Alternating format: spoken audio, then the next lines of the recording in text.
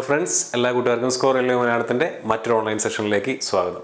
അപ്പോൾ ഇന്ന് നമ്മുടെ നോ യുവർ എക്സാം സീരീസിൻ്റെ ഭാഗമായിട്ട് നമ്മൾ പരിചയപ്പെടാൻ പോകുന്നത് ഗ്രൂപ്പ് ഡി എന്ന് പറയുന്ന എക്സാമാണ്. RRB കണ്ടക്ട് ചെയ്യുന്ന ഏറ്റവും കൂടുതൽ ആൾക്കാർ എഴുതുന്ന ഒരു എക്സാമാണ് ഈ ഗ്രൂപ്പ് ഡി എക്സാം എന്ന് പറയുന്നത്.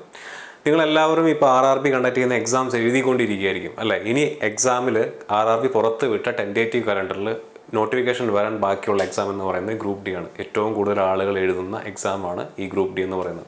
അതുകൊണ്ട് തന്നെയാണ് ഗ്രൂപ്പ് ഡിയുടെ നോ യുവർ എക്സാമിൻ്റെ വീഡിയോ ചെയ്യാമെന്ന് വിചാരിച്ചത്. ALPയുടെ എക്സാം ഓൾറെഡി കഴിഞ്ഞു, JEയുടെ എക്സാം നടന്നുകൊണ്ടിരിക്കുന്നു, ടെക്നീഷ്യൻ്റെ എക്സാം നടന്നുകൊണ്ടിരിക്കുന്നു, NTPCയുടെ ആപ്ലിക്കേഷൻ ലിങ്ക് എല്ലാം ക്ലോസ് ചെയ്ത് പിള്ളേർ പ്രിപ്പയർ ചെയ്തുകൊണ്ടിരിക്കുകയാണ്. അപ്പോൾ ഇനി എക്സാമിന് നോട്ടിഫിക്കേഷൻ വരാനുള്ള എക്സാം എന്ന് പറയുന്നത് ഏതാണ്, അല്ലെങ്കിൽ RRBയുടെ നോട്ടിഫിക്കേഷൻ വരാനുള്ള എക്സാം എന്ന് പറയുന്നത് ഏതാണ്? ഗ്രൂപ്പ് ഡി ആണ്. ഇന്നത്തെ വീഡിയോയിൽ നമ്മൾ പ്രധാനമായിട്ടും നോക്കാൻ പോകുന്നത് എന്താണ് ഗ്രൂപ്പ് ഡി എക്സാം എന്നുള്ളത് ആദ്യം നോക്കും. അതുപോലെ തന്നെ ഏതൊക്കെ ജോലികളിലേക്കാണ് ഈ എക്സാമിലൂടെ നിങ്ങൾക്ക് പ്രവേശിക്കാൻ സാധിക്കുന്നത്, ഗ്രൂപ്പ് ഡി എക്സാം കണ്ടക്ട് ചെയ്ത് കഴിഞ്ഞിട്ട് ഏതൊക്കെ പോസ്റ്റിലേക്കാണ് നിങ്ങൾക്ക് എൻട്രി കിട്ടുന്നത് എന്നുള്ളത് നോക്കും. ആർക്കൊക്കെയാണ് എക്സാം അപ്ലൈ ചെയ്യാൻ പറ്റുന്നത്, എക്സാമിൻ്റെ എലിജിബിലിറ്റി നമ്മൾ ചെക്ക് ചെയ്യും. ആൻഡ് എത്ര സ്റ്റേജുകളിലായിട്ടാണ് എക്സാം നടത്തുന്നത് എന്നുള്ളത് നമ്മൾ നോക്കും. ആൻഡ് ഗ്രൂപ്പ് ഡിക്ക് വേണ്ടി പഠിക്കേണ്ട സിലബസ് എന്താണ്, ഇത്രയും കാര്യങ്ങൾ നോക്കിക്കഴിഞ്ഞ് കഴിഞ്ഞാൽ ഗ്രൂപ്പ് ഡിക്ക് എന്തൊക്കെ ഭാഗങ്ങളാണ് നിങ്ങൾ പഠിക്കേണ്ടത് എന്നുള്ളത് കൂടെ നമ്മൾ എന്ത് ചെയ്യും, ഇതിനകത്ത് ഡിസ്കസ് ചെയ്യുന്നുണ്ടായിരിക്കും. ഓക്കെ, അപ്പോൾ ഈ സെഷൻ്റെ ഹൈലൈറ്റ്സ് എന്ന് പറയുന്നത് നമ്മൾ ഈ പറഞ്ഞ കാര്യങ്ങളൊക്കെയാണ്. ആൻഡ് ഈ പറഞ്ഞ ഇമ്പോർട്ടൻ്റ് ആയിട്ടുള്ള ഡേറ്റ്സ് ആർക്ക് അപ്ലൈ ചെയ്യാൻ പറ്റും, ഏതൊക്കെ പോസ്റ്റുകൾ അപ്ലൈ ചെയ്യണം, എന്തൊക്കെയാണ് സ്റ്റേജ്, എക്സാമിൻ്റെ സിലബസ് എന്താണ്, ഈ പറഞ്ഞ എല്ലാ കാര്യങ്ങളെയും നമ്മൾ അടിസ്ഥാനപ്പെടുത്തിയിരിക്കുന്നത് 2019 RRB പുറത്ത് വിട്ടിട്ടുള്ള നോട്ടിഫിക്കേഷൻ അടിസ്ഥാനപ്പെടുത്തിയിട്ടാണ്. പുതിയ നോട്ടിഫിക്കേഷൻ വന്നിട്ടില്ല. ഓക്കെ, അപ്പോൾ നമ്മൾ ഈ സീരീസിൻ്റെ അല്ലെങ്കിൽ ഈ വീഡിയോയുടെ ഉദ്ദേശം എന്ന് പറയുന്നത് ഗ്രൂപ്പ് ഡി എന്ന് പറയുന്ന എക്സാമിനെ നിങ്ങൾക്ക് പരിചയപ്പെടുത്തുക. ഇതിന് മുന്നേ എക്സാം കണ്ടക്ട് ചെയ്തത് 2019 നോട്ടിഫിക്കേഷൻ ഇട്ടാണ് എക്സാം കണ്ടക്ട് ചെയ്യുന്നത്. അന്ന് പലരും RRB കണ്ടക്ട് ചെയ്യുന്ന ഈ ഗ്രൂപ്പ് ഡിനെ പറ്റി അറിഞ്ഞു കാണില്ല. പലർക്കും അന്ന് ഈ പറഞ്ഞ പോലെ അതിനുള്ള ഏജ് ആയിട്ടുണ്ടാവില്ല, എലിജിബിലിറ്റി ക്രൈറ്റീരിയ, വിദ്യാഭ്യാസ യോഗ്യത ചിലപ്പോൾ പലരും സാറ്റിസ്ഫൈ ചെയ്തിട്ടുണ്ടാവില്ല. അപ്പോൾ അതുകൊണ്ട് ആ നോട്ടിഫിക്കേഷൻ വെച്ചുകൊണ്ട് അന്ന് RRB group D exam conduct ചെയ്തപ്പോൾ RRB പിന്നിട്ട നാഴികക്കല്ലുകൾ നമ്മൾ എന്ത് ചെയ്യും, ഇന്ന് ഒന്ന് കണ്ണോടിച്ച് നോക്കും. അതാണ് ഇന്നത്തെ ഈ സെഷൻ്റെ പ്രത്യേകത എന്ന് പറയുന്നത്. 2019 നോട്ടിഫിക്കേഷൻ പ്രകാരം എക്സാം എങ്ങനെയൊക്കെയാണ് കണ്ടക്ട് ചെയ്തിരുന്നത്, ഏതൊക്കെ സ്റ്റേജുകളായിരുന്നു, എന്തൊക്കെയായിരുന്നു സിലബസ്, ആർക്കൊക്കെയാണ് അപ്ലൈ ചെയ്യാൻ പറ്റിയത് തുടങ്ങിയ എല്ലാ കാര്യങ്ങളും നമ്മൾ ഡീറ്റെയിൽ ആയിട്ട് ഇന്നത്തെ വീഡിയോയിൽ മനസ്സിലാക്കാൻ ശ്രമിക്കും. പുതിയ നോട്ടിഫിക്കേഷൻ വരുമ്പോൾ പുതിയ നോട്ടിഫിക്കേഷൻ്റെ പ്രത്യേകതകളെ വെച്ചുകൊണ്ടുള്ളൊരു വീഡിയോ നമ്മൾ വേറെ ചെയ്യുന്നതായിരിക്കും. അപ്പോൾ ഈ വീഡിയോ കംപ്ലീറ്റ്ലി ഓൺ 2019 നോട്ടിഫിക്കേഷനാണ്. 2019 നോട്ടിഫിക്കേഷൻ വെച്ചിട്ടാണ് നമ്മൾ ഇന്നത്തെ വീഡിയോ എടുക്കാനായിട്ട് ഉദ്ദേശിച്ചിരിക്കുന്നത്. ഓക്കെ, അപ്പോൾ ഓട്ടോമാറ്റിക്കായിട്ട് ചോദിക്കും, എന്തുകൊണ്ടാണ് ഇപ്പോൾ ഗ്രൂപ്പ് ഡിനെ പറ്റി സംസാരിക്കുന്നത്, എന്തുകൊണ്ടാണ് ഇപ്പോൾ ഗ്രൂപ്പ് ഡിനെ പറ്റി സംസാരിക്കുന്നത്? നിങ്ങൾക്ക് എല്ലാവർക്കും അറിയാം, ഞാൻ നേരത്തെ വീഡിയോയുടെ ആദ്യം തന്നെ പറഞ്ഞതാണ്, RRB പുറത്ത് വിട്ടിട്ടുള്ള ടെൻറ്റേറ്റീവ് കലണ്ടറാണിത്. 2024 RRB ഏതൊക്കെ സമയങ്ങളിൽ ഏതൊക്കെ നോട്ടിഫിക്കേഷൻസ് വരുമെന്ന് വൃത്തിയിൽ ഒരു ടെൻറ്റേറ്റീവ് കലണ്ടർ ഏറ്റവും ആദ്യം തന്നെ പുറത്തു വിട്ടിട്ടുണ്ടായിരുന്നു. ജനുവരി മാർച്ച് മാസം ഏത് എക്സാം വരുമെന്ന് പറഞ്ഞു, ALP എക്സാം വരുമെന്ന് പറഞ്ഞു. ALP എക്സാം വന്നു, ALPയുടെ നോട്ടിഫിക്കേഷൻ ജനുവരി മാർച്ച് മാസം വന്നു. ALPയുടെ എക്സാം ഇതാ ഇപ്പോൾ കഴിഞ്ഞു. ഏപ്രിൽ ജൂൺ മാസത്തിൽ ടെക്നീഷ്യൻ എക്സാംസ് വരുമെന്ന് പറഞ്ഞു. ടെക്നീഷ്യൻ്റെ എക്സാംസ് വന്നില്ല. ടെക്നീഷ്യൻ ഗ്രേഡ് 1-ൻ്റെയും ഗ്രേഡ് 3-യുടെയും നോട്ടിഫിക്കേഷൻ വന്നു. എക്സാം ഈ വരുന്ന ഡിസംബർ മാസം വരികയാണ്, കണ്ടക്ട് ചെയ്തുകൊണ്ടിരിക്കുകയാണ്. ജൂലൈ സെപ്റ്റംബറിൽ വരുമെന്ന് പറഞ്ഞ നോട്ടിഫിക്കേഷൻസ് ആണ് അതൊക്കെ. NTPCയുടെ ഗ്രാജുവേറ്റ് ലെവൽ അത് വന്നു, NTPCയുടെ അണ്ടർ ഗ്രാജുവേറ്റ് ലെവൽ അതും വന്നു, ജൂനിയർ എഞ്ചിനീയർ എക്സാം അതും വന്നു, പാരാമെഡിക്കൽ കാറ്റഗറി എക്സാം അതും വന്നു. ചുരുക്കി പറഞ്ഞാൽ ടെൻറ്റേറ്റീവ് കലണ്ടറിൽ നോട്ടിഫിക്കേഷൻസ് ഏതൊക്കെ എക്സാംസിൻ്റെ വരുമെന്ന് പറഞ്ഞിട്ടുണ്ടോ അതിൻ്റെ എല്ലാം ഓൾറെഡി നോട്ടിഫിക്കേഷൻസ് വന്നു കഴിഞ്ഞു. ഇത്രയും എക്സാംസിൻ്റെ ഈ എഴുതിയിരിക്കുന്ന 6 എക്സാംസിനുള്ള നോട്ടിഫിക്കേഷൻസ് വന്നു. സെൻട്രൽ എംപ്ലോയ്മെൻറ്റ് നോട്ടീസ് എന്ന് പറഞ്ഞുകൊണ്ട് RRBയുടെ എല്ലാ 21 RRBകളുടെയും വെബ്സൈറ്റിൽ ഈ നോട്ടിഫിക്കേഷൻസ് വന്നു. അത് വെച്ചുകൊണ്ട് പിള്ളേർ അപ്ലൈ ചെയ്തു. ALPയുടെ എക്സാം ഓൾറെഡി കഴിഞ്ഞു. ടെക്നീഷ്യൻ്റെയും ജൂനിയർ എഞ്ചിനീയറിൻ്റെയും എക്സാം നടന്നുകൊണ്ടിരിക്കുകയാണ് അല്ലേ? ഈ വരുന്ന ദിവസങ്ങളിലാണ് ടെക്നീഷ്യൻ ജൂനിയർ എഞ്ചിനീയറിൻ്റെ എക്സാംസ് നടക്കുന്നത്. ആൻഡ് NTPCയുടെ ആപ്ലിക്കേഷൻ ലിങ്ക് ക്ലോസ് ചെയ്തു, അതിൻ്റെ കറക്ഷൻ വിൻഡോ ഒക്കെ ക്ലോസ് ചെയ്തു. എക്സാം മിക്കവാറും ഏപ്രിൽ വരുമെന്ന് ഒരു അഭ്യൂഹം പറഞ്ഞ് നടക്കുന്നുണ്ട് പലരും. അത് വ്യക്തമായിട്ടില്ല, നോട്ടിഫിക്കേഷൻ ഒന്നും പുറത്തു വന്നിട്ടില്ല. RRBയുടെ ഭാഗത്തു നിന്ന് എക്സാം ഏപ്രിലാവാൻ സാധ്യതയുണ്ടെന്ന് പറയുന്നുണ്ട്. അതുപോലെ തന്നെയാണ് ഗ്രൂപ്പ് ഡി. അപ്പോൾ ഇനി ഇതിൽ ബാക്കിയുള്ള ഏതാണ്, ഈ പറയുന്ന ഗ്രൂപ്പ് ഡി എന്ന് പറയുന്ന എക്സാമാണ്. മിനിസ്റ്റീരിയൽ ആൻഡ് ഐസൊലേറ്റഡ് കാറ്റഗറി എന്ന് പറയുന്ന പോസ്റ്റിലേക്കും ലെവൽ 1 അതായിട്ടുള്ള ഗ്രൂപ്പ് ഡി എന്ന് പറയുന്ന എക്സാം, RRBയുടെ ഏറ്റവും കൂടുതൽ ആളുകൾ അപ്ലൈ ചെയ്യുന്ന ഗ്രൂപ്പ് ഡി എക്സാംസിലേക്കുമാണ് ഇനി എന്ത് വരാൻ ബാക്കിയുള്ളത്, നോട്ടിഫിക്കേഷൻ വരാൻ ബാക്കിയുള്ളത്. അത് വരും എന്ന് പറഞ്ഞിരിക്കുന്ന ഡേറ്റ് ഏതാണ്, ഒക്ടോബർ ടു ഡിസംബർ. ഇതേതാ മാസം, ഡിസംബർ മാസം.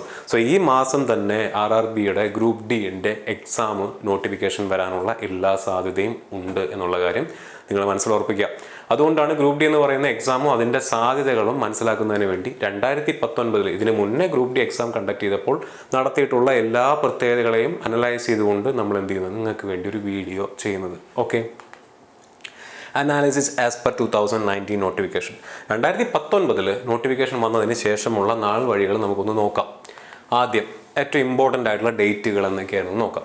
2019 RRB നോട്ടിഫിക്കേഷൻ പുറത്തുവിട്ടത്, ഗ്രൂപ്പ് ഡിക്ക് വേണ്ടി നോട്ടിഫിക്കേഷൻ പുറത്തുവിട്ടത് ഈ പേരിലാണ്: centralised employment notice CEN number RRC 01/2019 എന്നാണ് നോട്ടിഫിക്കേഷൻ്റെ പേര്. നോട്ടിഫിക്കേഷൻ ഇഷ്യൂ ചെയ്ത ഡേറ്റ് ഫെബ്രുവരി 23 ഫെബ്രുവരി 23 നോട്ടിഫിക്കേഷൻ ഇഷ്യൂ ചെയ്തപ്പോൾ അതിനകത്ത് അവർ എഴുതിയിരിക്കുന്നത് online application window March 12 start ചെയ്യുമെന്നും ഏകദേശം ഒരു മാസം നീണ്ടു നിൽക്കുന്ന ആപ്ലിക്കേഷൻ വിൻഡോ ഏപ്രിൽ 12 ക്ലോസ് ചെയ്യുമെന്നാണ് പറഞ്ഞിരുന്നത്. ആൻഡ് ആ നോട്ടിഫിക്കേഷനകത്ത് സെൻട്രൽ എംപ്ലോയ്മെന്റ് നോട്ടീസ് RRC 01/2019 എന്ന് പറയുന്ന നോട്ടീസിനകത്ത് ആ ഒരു എക്സാം കണ്ടക്ട് ചെയ്യാൻ സാധ്യതയുള്ള ഒരു ഡേറ്റും പറഞ്ഞിട്ടുണ്ടായിരുന്നു. സെപ്റ്റംബർ ടു ഒക്ടോബർ 2019 എന്ന് പറഞ്ഞൊരു ഡേറ്റും അവർ പ്രൊവൈഡ് ചെയ്തിട്ടുണ്ടായിരുന്നു. ബട്ട് അൺഫോർച്ചുനേറ്റ്ലി ഈ ഡേറ്റിനകത്തല്ല എക്സാം കണ്ടക്ട് ചെയ്തത്. 2020 ആയപ്പോഴേക്കും, 2019 എന്തായാലും എക്സാം കണ്ടക്ട് ചെയ്യാൻ പറ്റിയില്ല. 2020 ആയപ്പോഴേക്കും എന്ത് വന്നു? കൊറോണ വന്നു. 2 വർഷത്തോളം ലാഗ് അടിച്ച് എക്സാം കണ്ടക്ട് ചെയ്തത് ഓഗസ്റ്റ് 2022 മുതലാണ്. ഓഗസ്റ്റ് 2022 മുതൽ ഇത്രയും ആളുകൾ അപ്ലൈ ചെയ്യുന്ന എക്സാം ആയതുകൊണ്ട് തന്നെ 5 ഘട്ടങ്ങളിൽ 5 ഫേസസിലായിട്ടാണ് RRB കണ്ടക്ട് ചെയ്ത ഗ്രൂപ്പ് ഡി എക്സാം നടന്നത്. 5 ഫേസസ് എന്ന് പറഞ്ഞു കഴിഞ്ഞാൽ ഒരു ഫേസ് ചിലപ്പോൾ ഒരു 4 ദിവസം 5 ദിവസം ഉണ്ടായിരിക്കും, അല്ലെങ്കിൽ ഒരാഴ്ച നീണ്ടു നിൽക്കുന്നതായിരിക്കും ഒരു ഫേസ് എന്ന് പറയുന്നത്. അടുത്ത ഫേസ് അതുപോലെ ഒരാഴ്ച നീണ്ടു നിൽക്കുന്നതായിരിക്കും. അങ്ങനെ 5 ഘട്ടങ്ങളിലായിട്ടാണ് RRB കണ്ടക്ട് ചെയ്ത ഗ്രൂപ്പ് ഡി എക്സാംസ് നടന്നത് എന്നുള്ള കാര്യം കൂടെ ഓർത്തിരിക്കുക. ഇത് 2019 നോട്ടിഫിക്കേഷൻ പ്രകാരമാണ്. പക്ഷെ ഇവിടെ ഒരു കാര്യം എനിക്ക് ആഡ് ചെയ്യാനുള്ളത് എന്താണെന്ന് വെച്ച് കഴിഞ്ഞാൽ, നമ്മൾ ഈ വർഷത്തെ ട്രെൻഡ് നോക്കുകയാണെന്നുണ്ടെങ്കിൽ ഇപ്പോൾ ഇവിടെ നോട്ടിഫിക്കേഷൻ ഫെബ്രുവരിയിൽ വന്ന് അപ്ലിക്കേഷൻ വിൻഡോ മാർച്ചിലാണ് സ്റ്റാർട്ട് ചെയ്തത്. പക്ഷേ ഈ വർഷം വന്നിട്ടുള്ള നോട്ടിഫിക്കേഷൻസ് ഒക്കെ ഒന്ന് എടുത്തു നോക്കുക. അതിപ്പം ALPയുടെ ആയിക്കോട്ടെ, JED ആയിക്കോട്ടെ, NTPC ആയിക്കോട്ടെ, നോട്ടിഫിക്കേഷൻ വന്ന within 4 days application window start ചെയ്യും. മാക്സിമം 4 ദിവസത്തെ വ്യത്യാസമാണ് നമുക്ക് കാണാൻ സാധിച്ചിട്ടുള്ളത്. NTPC പല എക്സാംസിനും നോട്ടിഫിക്കേഷൻ വന്ന അന്ന് രാത്രിയോ പിറ്റേന്ന് രാവിലെ തൊട്ടോ അപ്ലിക്കേഷൻ വിൻഡോ സ്റ്റാർട്ട് ചെയ്തിട്ടുണ്ട്. അപ്പോൾ ഇത്തവണ ഡിസംബറിൽ നോട്ടിഫിക്കേഷൻ വന്ന ഡിസംബറിൽ തന്നെ മിക്കവാറും എന്തുണ്ടായിരിക്കും? അപ്ലിക്കേഷൻ വിൻഡോ സ്റ്റാർട്ട് ചെയ്യും. ഒരു മാസമാണ് സാധാരണഗതിയിൽ ഈ പറഞ്ഞിട്ടുള്ള ALP ആയിക്കോട്ടെ, ഗ്രൂപ്പ് ജൂനിയർ എഞ്ചിനീയർ ആയിക്കോട്ടെ, ടെക്നീഷ്യൻ ആയിക്കോട്ടെ, NTPC ആയിക്കോട്ടെ, RPF ആയിക്കോട്ടെ, എല്ലാ എക്സാംസിനും ഒരു മാസം തന്നെയാണ് അപ്ലിക്കേഷൻ വിൻഡോ ഉണ്ടായിരുന്നത്. അതിനകത്ത് ഇത്തവണയും മാറ്റമൊന്നും വരാൻ പോകുന്നില്ല. അപ്പോൾ ആ കാര്യം ആദ്യം മനസ്സിൽ ഉറപ്പിക്കുക. എന്നാണ് നോട്ടിഫിക്കേഷൻ വന്നത്, വിത്തിൻ 4 days എന്തായാലും അപ്ലിക്കേഷൻ വിൻഡോ സ്റ്റാർട്ട് ചെയ്യും. ഒരു മാസമായിരിക്കും നിങ്ങൾക്ക് അപ്ലൈ ചെയ്യാനായിട്ട് ലഭിക്കുക. ഡിസംബറിൽ നോട്ടിഫിക്കേഷൻ വന്നാൽ ജനുവരി, ഇപ്പം ഡിസംബർ പകുതിയായി, ഡിസംബർ പകുതിക്ക് നോട്ടിഫിക്കേഷൻ വന്നാൽ ജനുവരി പകുതി വരെ ഏകദേശം നിങ്ങൾക്ക് അപ്ലൈ ചെയ്യാനുള്ള സമയം കിട്ടും. ഓക്കെ ആണല്ലോ? വിത്തിൻ 2-3 monthsനകത്ത് എക്സാം വരാനുള്ള സാധ്യതയും ഉണ്ട്. അതിനിടയിൽ NTPCയുടെ എക്സാം ആണ് ഇനി കണ്ടക്ട് ചെയ്യാൻ ബാക്കിയുള്ളത്. NTPCയുടെ എക്സാം കൂടെ കണ്ടക്ട് ചെയ്ത് കഴിഞ്ഞാൽ പിന്നെ നേരിട്ട് ഗ്രൂപ്പ് ഡിയുടെ എക്സാം ആയിരിക്കും ഉണ്ടാവാനുള്ള സാധ്യത. അപ്പോൾ അതാദ്യം തന്നെ നിങ്ങൾ മനസ്സിൽ അങ്ങ് ഉറപ്പിക്കുക. പിന്നെ മറ്റൊരു കാര്യം കൂടെ എനിക്ക് പറയാനുള്ളത് എന്താ വെച്ച് കഴിഞ്ഞാൽ, ഏജ് റിലാക്സേഷൻ എന്ന് പറയുന്നത് ഇത്തവണ ടെൻറ്റേറ്റീവ് കലണ്ടർ ഇട്ട 2024 ടെൻറ്റേറ്റീവ് കലണ്ടർ ഇട്ടിട്ടുള്ള എല്ലാ എക്സാംസിനും ഒരു ഏജ് റിലാക്സേഷൻ്റെ ഒരു എക്സ്ട്രാ 3 year കൂടെ കൊടുത്തിട്ടുണ്ട്. ഗ്രൂപ്പ് ഡിക്കും അത് കിട്ടാനുള്ള സാധ്യതയുണ്ട്. അത് നമുക്ക് എലിജിബിലിറ്റി പഠിക്കുമ്പോൾ കൂടുതലായിട്ട് നോക്കാം. ഓക്കെ, അപ്പോൾ ഇത്രയാണ് 2019 എക്സാംസിനകത്ത് നമുക്ക് പ്രധാനപ്പെട്ട ഡേറ്റുകൾ ഉണ്ടായിരുന്നത്. ഓക്കെ, ഇനി അടുത്തത് ആർക്കൊക്കെ അപ്ലൈ ചെയ്യാൻ പറ്റും, അല്ലെങ്കിൽ എലിജിബിലിറ്റി എന്താണ്? ആർക്കൊക്കെ എക്സാം അപ്ലൈ ചെയ്യാൻ പറ്റും, എലിജിബിലിറ്റി എന്താണ്? ഇതിന് നമ്മൾ മനസ്സിലാക്കുന്നത് ഈ പറയുന്ന 3 ക്രൈറ്റീരിയനെ അടിസ്ഥാനപ്പെടുത്തിയിട്ടാണ്. പ്രായം, നിങ്ങളുടെ മെഡിക്കൽ സ്റ്റാൻഡേർഡ്, 3 നിങ്ങളുടെ വിദ്യാഭ്യാസ യോഗ്യത.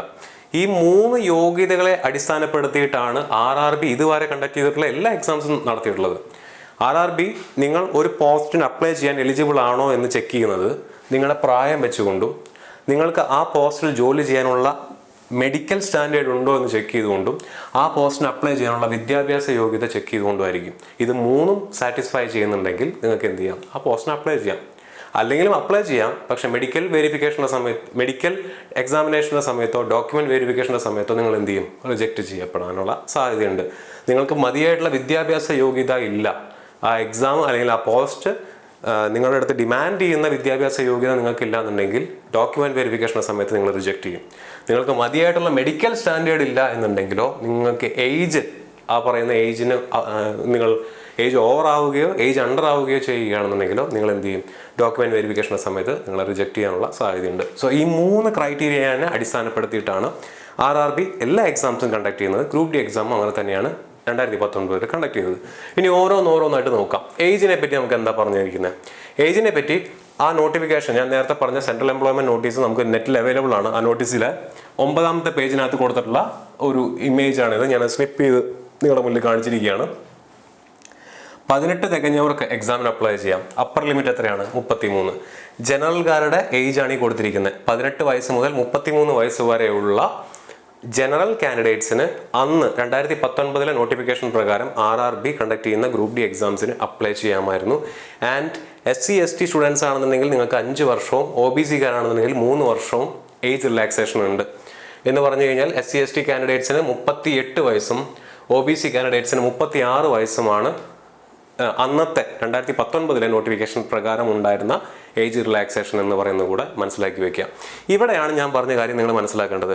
കൊറോണ കാരണമുള്ള ഏജ് റിലാക്സേഷൻ എത്രയാണ്? ഇതിന് പുറമെ ഒരു എക്സ്ട്രാ 3 ഇയർ കൂടെ ഇതുവരെ കണ്ടക്ട് ചെയ്ത എല്ലാ എക്സാംസിനും കൊടുത്തിട്ടുണ്ട് RRB.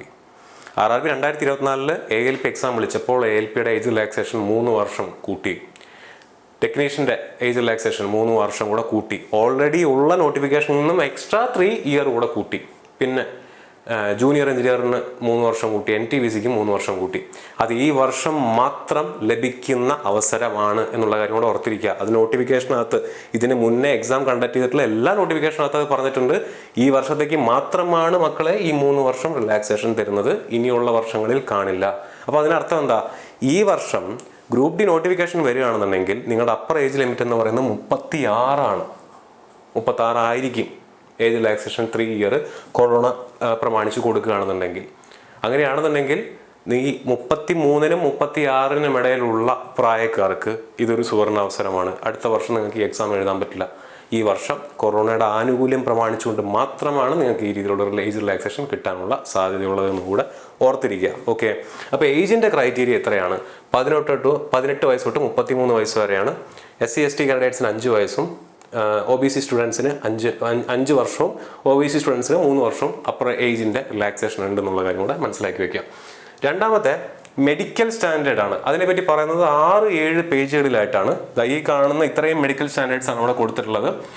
A2, A3, B1, B2, C1, C2. നമ്മുടെ RRBയുടെ എല്ലാ എക്സാംസിനും നമ്മൾ മെഡിക്കൽ സ്റ്റാൻഡേർഡിനെ വെച്ചുകൊണ്ടുള്ള വീഡിയോ അല്ലെങ്കിൽ അതിനെ പറ്റിയിട്ടുള്ള ഡീറ്റെയിൽ ആയിട്ടുള്ള അനാലിസിസ് നമ്മൾ വീഡിയോയിൽ പറയാറുണ്ട് നോട്ടിഫിക്കേഷൻ വന്നു കഴിയുമ്പോൾ. ഇത്തവണയും നോട്ടിഫിക്കേഷൻ വരട്ടെ, ഞാൻ ഡീറ്റെയിൽ ആയിട്ട് അതിനെപ്പറ്റി പറയാം. നോട്ടിഫിക്കേഷൻ വരുമ്പോൾ ഏതൊക്കെ പോസ്റ്റുകളാണ് ഇത്തവണ RRB ഗ്രൂപ്പ് ഡിക്കകത്ത് ഉള്ളത് എന്നുള്ളത് നമുക്ക് ആദ്യം മനസ്സിലാക്കണം. ആ പോസ്റ്റിന് ഏത് മെഡിക്കൽ സ്റ്റാൻഡേർഡ് ആണെന്ന് മനസ്സിലാക്കിയതിന് ശേഷം നമുക്കത് വെച്ചിട്ട് ഡീറ്റെയിൽ ആയിട്ടുള്ള ഒരു വീഡിയോ ചെയ്യാം.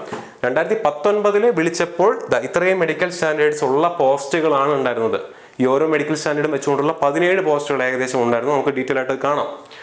ഇതിൽ നിങ്ങൾ നോക്കി കഴിഞ്ഞാൽ നിങ്ങൾക്ക് കാണാൻ പറ്റും A3, B1, B2, C1, C2 ഇത്രയും പോസ്റ്റുകൾ, അതായത് 2 തൊട്ട് 6 വരെയുള്ള മെഡിക്കൽ സ്റ്റാൻഡേർഡ് ഉള്ള ആളുകൾക്ക് എന്ത് ആവശ്യമില്ല, അല്ലെങ്കിൽ എന്ത് വെച്ചാലും കുഴപ്പമില്ല, സ്പെക്സ് വെച്ചാലും കുഴപ്പമില്ല. With or without glass, with or without glass, with or without glass, with or without glass, കണ്ടോ, എല്ലാത്തിലും ഉണ്ട്. പക്ഷെ പവർ സാറ്റിസ്ഫൈ ചെയ്യണം. പവർ വ്യക്തമായിട്ട് അവർ പറയുന്നുണ്ട്. A3 ആണെന്നുണ്ടെങ്കിൽ 2D ആണെന്ന് പറയുന്നുണ്ട്. B1 ആണെന്നുണ്ടെങ്കിൽ 4D ആണ് അപ്പർ ലിമിറ്റ് എന്ന് പറയുന്നുണ്ട്. B2-നും 4D പറയുന്നുണ്ട്. അപ്പോൾ പവർ കൃത്യമായിട്ട് സാറ്റിസ്ഫൈ ചെയ്യണം. പക്ഷെ കണ്ണട വെച്ചവർക്കും എന്ത് ചെയ്യാം? ഈ മെഡിക്കൽ സ്റ്റാൻഡേർഡ് ഉള്ള പോസ്റ്റുകൾക്ക് അപ്ലൈ ചെയ്യാൻ പറ്റും. പക്ഷേ A2 എന്ന് പറയുന്ന മെഡിക്കൽ സ്റ്റാൻഡേർഡ് ഉള്ള പോസ്റ്റിന് എന്ത് പറ്റില്ല? സ്പെക്സ് പറ്റില്ല. ഡിസ്റ്റൻസ് വിഷനും നിയർ വിഷനും വിത്തൗട്ട് ഗ്ലാസ് ആയിരിക്കണം എന്ന് അവർ അതിനകത്ത് പറഞ്ഞിട്ടുണ്ട്. അപ്പോൾ ഇവിടെ ഐ ടെസ്റ്റ് ആണ് ഏറ്റവും ഇമ്പോർട്ടൻ്റ് ആയിട്ടുള്ളത്. ബൈനോക്കുലർ വിഷൻ, അതുപോലെ night vision, mesopic vision, colour vision, ഇതെല്ലാം അവർ ചെക്ക് ചെയ്യും. മെഡിക്കൽ സ്റ്റാൻഡേർഡിനെ വെച്ചുകൊണ്ട് നമുക്ക് ഡീറ്റെയിൽ ആയിട്ടുള്ള വീഡിയോ ചെയ്യാം. ഇപ്പോൾ ഇത്രയും മനസ്സിലാക്കി വെക്കാം. സോ ഓരോ പോസ്റ്റിനും ഈ പറയുന്ന മെഡിക്കൽ സ്റ്റാൻഡേർഡ് അവർ ക്രൈറ്റീരിയ ആയിട്ട് വെക്കും, RRB ക്രൈറ്റീരിയ ആയിട്ട് വെക്കും.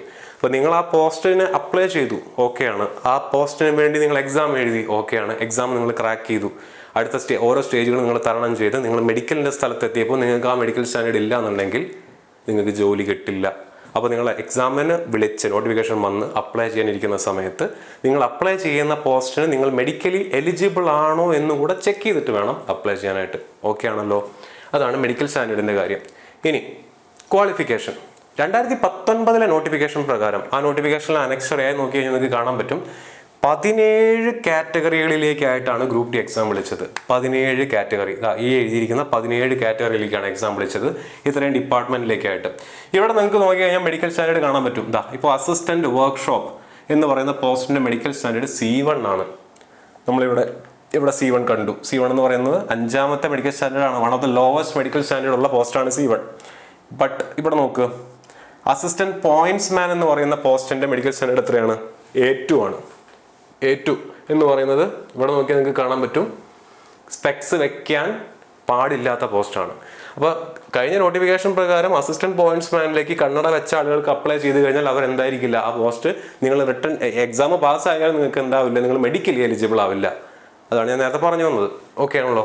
സോ ഈ 17 പോസ്റ്റുകളിലേക്കായിട്ടാണ് എന്ത് ചെയ്തത്, കഴിഞ്ഞ വട്ടം RRB ഗ്രൂപ്പ് ഡി വിളിച്ചത്. ആൻഡ് ഈ 17 പോസ്റ്റുകളിലേക്ക് അപ്ലൈ ചെയ്യാൻ വേണ്ട നിങ്ങളുടെ വിദ്യാഭ്യാസ യോഗ്യത എന്താണെന്നുള്ളത് നോക്കുക. നിങ്ങൾ 10 പാസ്സായവരായിരിക്കണം. 10 നിർബന്ധമായിട്ടും പാസ്സായവരായിരിക്കണം. 10th പാസ് എന്നവർ എഴുതിയിട്ടുണ്ട്. ഓറാണ്, ആൻഡ് അല്ല. 10 പാസ്സായവരായിരിക്കണം എന്തായാലും. അല്ലെങ്കിൽ ITI from institutions recognised by NCVT and SCVT. അല്ലെങ്കിൽ നിങ്ങളുടെ കയ്യിൽ ITI സർട്ടിഫിക്കറ്റ് ഉണ്ടായാലും മതി. അല്ലെങ്കിൽ NAC ഗ്രാൻഡ് ചെയ്യുന്ന അപ്രന്റീസ്ഷിപ്പ് സർട്ടിഫിക്കറ്റ് ഉള്ള ആളുകൾക്കും എന്ത് ചെയ്യാൻ പറ്റും, ഈ പറഞ്ഞ പോലെ ഗ്രൂപ്പ് ഡി എക്സാം അപ്ലൈ ചെയ്യാനായിട്ട് പറ്റും എന്നുള്ള കാര്യം കൂടെ ഓർത്തിരിക്കുക. അപ്പം 10ാം ക്ലാസ് യോഗ്യതയുള്ള ആളുകളാണെന്നുണ്ടെങ്കിൽ നിങ്ങൾക്ക് എക്സാം അപ്ലൈ ചെയ്യാം. 10ാം ക്ലാസ് ആണ് മിനിമം വിദ്യാഭ്യാസ യോഗ്യത. ഗ്രൂപ്പ് ഡിയുടെ ലെവൽ 1 പോസ്റ്റാണ്. 10ാം ക്ലാസ് ആണ് ഇതിന്റെ മിനിമം വിദ്യാഭ്യാസ യോഗ്യത. 10 യോഗ്യതയുള്ള ആർക്കും ഗ്രൂപ്പ് ഡി എക്സാം അപ്ലൈ ചെയ്യാം. ഞാൻ നേരത്തെ പറഞ്ഞ പോലെ 10ാം ക്ലാസ് ആണ് മിനിമം വിദ്യാഭ്യാസ യോഗ്യത. 18 വയസ്സ് മുതൽ 33 വയസ്സ് വരെയുള്ള പ്രായപരിധി. കൊറോണ കാരണം ഈ വർഷം അത് 36 ആവാനുള്ള സാധ്യത കൂടി ഉണ്ട്. അപ്പോൾ ഏജ് കിട്ടി, മിനിമം വിദ്യാഭ്യാസ യോഗ്യത കിട്ടി. ഇനി നിങ്ങൾക്ക് അപ്ലൈ ചെയ്യാൻ പറ്റുന്ന പോസ്റ്റിന്റെ മെഡിക്കൽ സ്റ്റാൻഡേർഡ് എന്തൊക്കെയാണെന്നുള്ളത് ഈ വർഷത്തെ നോട്ടിഫിക്കേഷൻ വരുമ്പോൾ നിങ്ങൾ എന്ത് ചെയ്യുക, ഒന്ന് അനലൈസ് ചെയ്ത് നോക്കുക. നമുക്കതുമായിട്ട് ബന്ധപ്പെട്ട് വീഡിയോസ് ചെയ്യാവുന്നതാണ്. ഓക്കെ ആണല്ലോ. അപ്പോൾ നമ്മൾ എന്ത് ചെയ്തു, ആർക്ക് അപ്ലൈ ചെയ്യാമെന്ന് മനസ്സിലാക്കി. എക്സാം കണ്ടക്ട് ചെയ്ത നാൾ വഴികൾ ആദ്യം പഠിച്ചു, ആദ്യം മനസ്സിലാക്കിയെടുത്തു. അതുപോലെ തന്നെ ആർക്കൊക്കെ എക്സാം അപ്ലൈ ചെയ്യാൻ പറ്റുമെന്ന് മനസ്സിലാക്കി. ഇനി നമ്മൾ എന്താ നോക്കാൻ പോകുന്നത്, ഏതൊക്കെ പോസ്റ്റുകൾ നമ്മളിപ്പോൾ കണ്ട ഏതൊക്കെ പോസ്റ്റുകളിലേക്കാണ് അപ്ലൈ ചെയ്യാൻ പറ്റുന്നത്. ഞാൻ ആ പോസ്റ്റുകൾ ഒന്നുകൂടി എടുത്ത് എഴുതിയെന്നുള്ളൂ.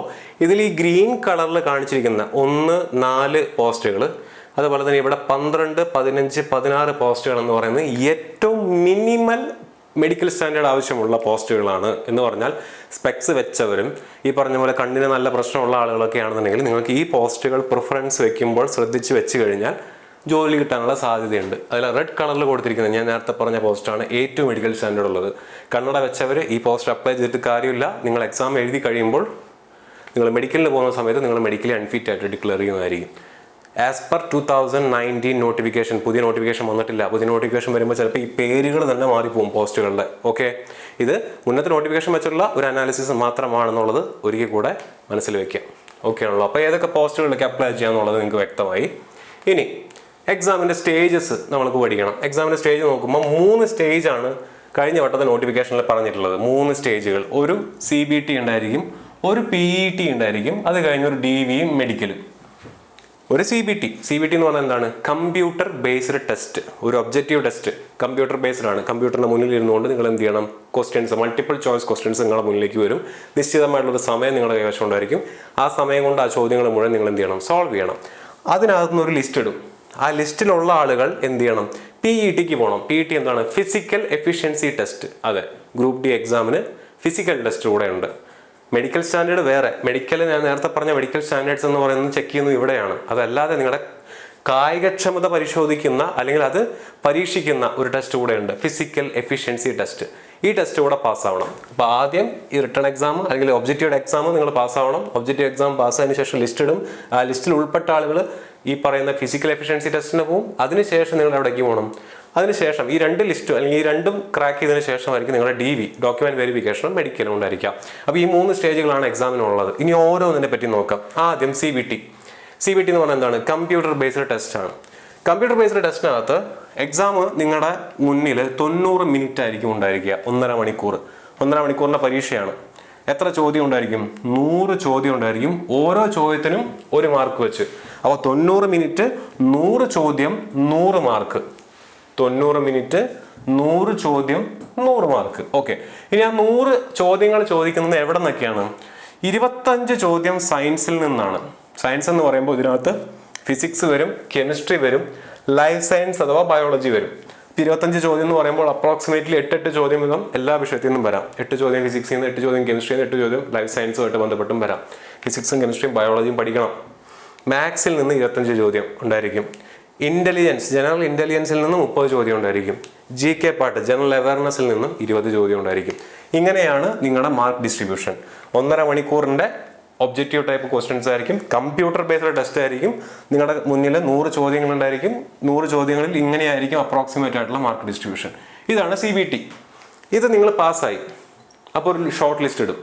ആ ഷോർട്ട് ലിസ്റ്റിൽ ഉള്ള ആളുകളുടെ അടുത്ത് എന്തിനു വരച്ചെല്ലാം പറയും, അടുത്ത ഫിസിക്കൽ എഫിഷ്യൻസി ടെസ്റ്റിന് വരാൻ പറയും. അപ്പോൾ അവരതിനകത്ത് എഴുതിയിട്ടുണ്ട്, based on the merit of the candidates in the CBT, നമ്മൾ നേരത്തെ കണ്ടക്ട് ചെയ്ത എക്സാമിന്റെ അടിസ്ഥാനത്തിൽ candidate shall be called for PET എന്ന് പറഞ്ഞാൽ ഫിസിക്കൽ എഫിഷ്യൻസി ടെസ്റ്റിന് വിളിക്കും.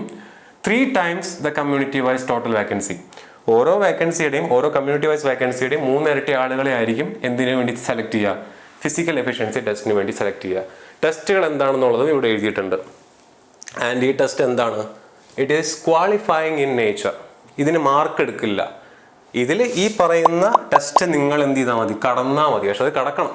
എന്താണ് ടെസ്റ്റ് എന്ന് പറയുന്നത്, 2 മിനിറ്റ് കൊണ്ട് ഒറ്റ ചാൻസിൽ 35 കിലോ ഭാരം തൂക്കിക്കൊണ്ട് 100 മീറ്റർ ഓടണം പുരുഷന്മാരാണെന്നുണ്ടെങ്കിൽ. 2 മിനിറ്റ് കൊണ്ട് 20 കിലോ ഭാരം തൂക്കി 100 മീറ്റർ ഓടണം സ്ത്രീകളാണെന്നുണ്ടെങ്കിൽ. ഇതാണ് ഒന്നാമത്തെ ടെസ്റ്റ്. ഒറ്റ ചാൻസേ ഉള്ളൂ. ഒരു തവണ എന്ത് ചെയ്യും, നിങ്ങളുടെ കയ്യിൽ 35 കിലോ ഭാരം തരും, 100 മീറ്റർ 2 മിനിറ്റ് കൊണ്ട് നിങ്ങൾ ഓടിയെത്തണം. സ്ത്രീകളാണെന്നുണ്ടെങ്കിൽ 20 കിലോ ഭാരം തരും, 100 മീറ്റർ 2 മിനിറ്റ് കൊണ്ട് ഓടിയെത്തണം. ഇനി പുരുഷന്മാരുടെ അടുത്ത ടെസ്റ്റ് എന്താണ്, 1000 മീറ്റർ ഓട്ടമുണ്ട്. അത് 4 മിനിറ്റ് 15 സെക്കൻഡ് കൊണ്ട് നിങ്ങൾ 1000 മീറ്റർ ഓടിയെത്തണം. 1 കിലോമീറ്റർ 4 മിനിറ്റ് കൊണ്ട് ഓടിയെത്തണം, 4 മിനിറ്റ് 15 സെക്കൻഡ് കൊണ്ട്. സ്ത്രീകളാണെന്നുണ്ടെങ്കിൽ 5 മിനിറ്റ് 40 സെക്കൻഡ് കൊണ്ട് 1 കിലോമീറ്റർ ഓടിയെത്തണം. അപ്പോൾ ഇതാണ് ഫിസിക്കൽ എഫിഷ്യൻസി ടെസ്റ്റ്. ഈ ടെസ്റ്റ് പാസ്സായി കഴിഞ്ഞാൽ നിങ്ങൾക്ക് ഇനി എന്താണുള്ളത്, ഇത് ക്വാളിഫയിങ് ഇൻ നേച്ചറാണ്. ഇത് പാസ്സായി കഴിഞ്ഞാൽ നിങ്ങളുടെ മെഡിക്കലും DV ആയിരിക്കും. ഓക്കെ, ഇനി എക്സാമിൻ്റെ സിലബസ് എന്താ, നമ്മൾ ഓൾറെഡി നേരത്തെ കണ്ടു. 4 ടോപ്പിക്സ് ഉണ്ട്. എന്തൊക്കെയാണ്, maths, reasoning, science, general awareness. Maths, reasoning, science and general awareness. ഓരോന്നിൻ്റെയും സിലബസ് കൊടുത്തിട്ടുണ്ട്. ഈ സിലബസ് നോക്കി കഴിഞ്ഞാൽ നിങ്ങൾക്ക് മനസ്സിലാക്കാൻ പറ്റും, മാത്സിൻ്റെയും റീസണിങ്ങിൻ്റെയും ഈ സിലബസ് അസിസ്റ്റന്റ് ലോക്കോ പൈലറ്റിനും ഇതേ സിലബസ് തന്നെയായിരുന്നു. ടെക്നീഷ്യൻ ഗ്രേഡ് 3ക്ക് ഇതേ സിലബസ് തന്നെയായിരുന്നു. ജൂനിയർ എഞ്ചിനീയർ എക്സാമിന് ഇതേ സിലബസ് തന്നെയായിരുന്നു. NTPC ഈ പറഞ്ഞ ഗ്രാജുവേറ്റിനും അണ്ടർ ഗ്രാജുവേറ്റിനും ഇതേ സിലബസ് തന്നെയാണ്. സയൻസ് ഈ പറഞ്ഞ പോലെ ALPക്ക് ഇതേ സിലബസ് തന്നെയാണ്. ടെക്നീഷ്യൻ ഗ്രേഡ് 3ക്ക് ഇതേ സിലബസ് തന്നെയാണ്. NTPCക്ക് ഏകദേശം ഇതുപോലത്തെ സിലബസ് തന്നെയാണ്. സോ ഇതെല്ലാം ഈ പറഞ്ഞ ഈ 3 കാറ്റഗറിയിലുള്ള ഭാഗങ്ങളെല്ലാം നമുക്ക് എവിടെ നിന്ന് കിട്ടും, ഈ പറഞ്ഞ മുൻകാല ചോദ്യങ്ങളിൽ നിന്ന് കിട്ടും, അല്ലെങ്കിൽ ഈ വർഷം കണ്ടക്ട് ചെയ്യുന്ന എക്സാംസിൽ നിന്നും കിട്ടും. ജനറൽ അവയർനെസ് ഈ കാണിച്ചിരിക്കുന്ന സെയിം സിലബസ് തന്നെയാണ് ALPക്ക് ഉള്ളത്. അതേ സിലബസ് തന്നെയാണ് ടെക്നീഷ്യൻ ഗ്രേഡ് 3ക്ക് ഉള്ളത്. ഇതിനേക്കാൾ കുറച്ചുകൂടെ കൂടിയ സിലബസാണ് JEEക്കും.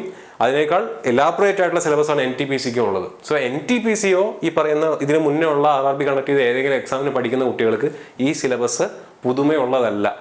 2019 തൊട്ട് RRB ഫോളോ ചെയ്യുന്ന സിലബസാണ്. നമ്മുടെ മുന്നിൽ ഈ സിലബസ് വെച്ചുകൊണ്ടുള്ള ഒരുപാട് ചോദ്യങ്ങൾ ഓൾറെഡി നമ്മുടെ കയ്യിലുണ്ട്. ഈ വർഷം കണ്ടക്ട് ചെയ്യുന്ന എക്സാംസും ഈ സിലബസ് വെച്ചിട്ട് തന്നെയാണ് കണ്ടക്ട് ചെയ്യുന്നത്. അപ്പോൾ ഇനിയും നമ്മുടെ കയ്യിൽ ക്വസ്റ്റ്യൻസ് കിട്ടും. ആ ക്വസ്റ്റ്യൻസ് കൃത്യമായിട്ട് കളക്ട് ചെയ്യുക. ചോദിക്കുന്ന ഓരോ ചോദ്യങ്ങളും ഓരോ എക്സാമിനും എങ്ങനെയാണെന്നുള്ളത് മനസ്സിലാക്കി പഠിച്ചു കഴിഞ്ഞാൽ നിങ്ങൾക്ക് എന്ത് ചെയ്യാം, ഗ്രൂപ്പ് ഡി എക്സാം ക്രാക്ക് ചെയ്യാവുന്നേ ഉള്ളൂ. ഓക്കെ ആണല്ലോ. അപ്പോൾ എക്സാമിൻ്റെ സിലബസ് നമ്മുടെ കൈവശം ഉണ്ട്. ഇനി നമ്മൾ ഈ ഗ്രൂപ്പ് ഡി എന്ന് പറയുന്ന എക്സാം എന്തായിരിക്കും, ആർക്കൊക്കെ എക്സാം എഴുതാൻ പറ്റും, എക്സാമിൻ്റെ സിലബസ് എന്താണ്, എക്സാമിൻ്റെ പാറ്റേൺ എന്താണ്, ഇതെല്ലാം ഓൾറെഡി മനസ്സിലാക്കി. ഈ വീഡിയോ അല്ലെങ്കിൽ ഈ ഗ്രൂപ്പ് ഡി ആയിട്ട് ബന്ധപ്പെട്ട വീഡിയോ ഇവിടം കൊണ്ട് തീരുന്നില്ല. നമ്മളിനി എന്ത് ചെയ്യും, സബ്ജക്റ്റ് വൈസ് ഓറിയൻറ്റേഷൻ നിങ്ങൾക്ക് വേണ്ടി തരുന്നുണ്ടായിരിക്കും. നിങ്ങൾ മാത്സ് ഗ്രൂപ്പ് ഡിക്ക് വേണ്ടി പഠിക്കുമ്പോൾ എങ്ങനെ പഠിക്കണം, മുൻകാല ചോദ്യങ്ങളെയൊക്കെ അടിസ്ഥാനപ്പെടുത്തിക്കൊണ്ട് ഏറ്റവും കൂടുതൽ ചോദ്യങ്ങൾ വന്ന ഭാഗങ്ങളൊക്കെ മനസ്സിലാക്കിക്കൊണ്ട് ഓരോ സബ്ജക്റ്റുകളും എങ്ങനെ പഠിക്കണം എന്നുള്ളത് നമ്മൾ ഡീറ്റെയിൽ ആയിട്ട് പറഞ്ഞു തരും. അതുപോലെ തന്നെ വ്യക്തമായിട്ടുള്ളൊരു സ്റ്റഡി പ്ലാൻ നിങ്ങൾക്ക് ഞങ്ങൾ പറഞ്ഞു തരുന്നുണ്ടായിരിക്കും. എപ്പോൾ നോട്ടിഫിക്കേഷൻ വന്നു, ഓൾറെഡി നോട്ടിഫിക്കേഷൻ പുറത്ത് വന്നു കഴിഞ്ഞാൽ, നോട്ടിഫിക്കേഷൻ ഔട്ടായി കഴിഞ്ഞ് കഴിഞ്ഞാൽ ആ നോട്ടിഫിക്കേഷൻ അടിസ്ഥാനപ്പെടുത്തിക്കൊണ്ട് വ്യക്തമായിട്ടുള്ളൊരു സ്റ്റഡി പ്ലാൻ നമ്മൾ നിങ്ങൾക്ക് വേണ്ടി പറഞ്ഞു തരുന്നുണ്ടായിരിക്കും. പിന്നെ നോട്ടിഫിക്കേഷൻ വന്നു കഴിഞ്ഞാൽ ഓട്ടോമാറ്റിക്കായിട്ട് അപ്ലൈ ചെയ്യുന്ന സമയത്ത് നിങ്ങൾക്ക് ഡൗട്ടുകൾ വരാം.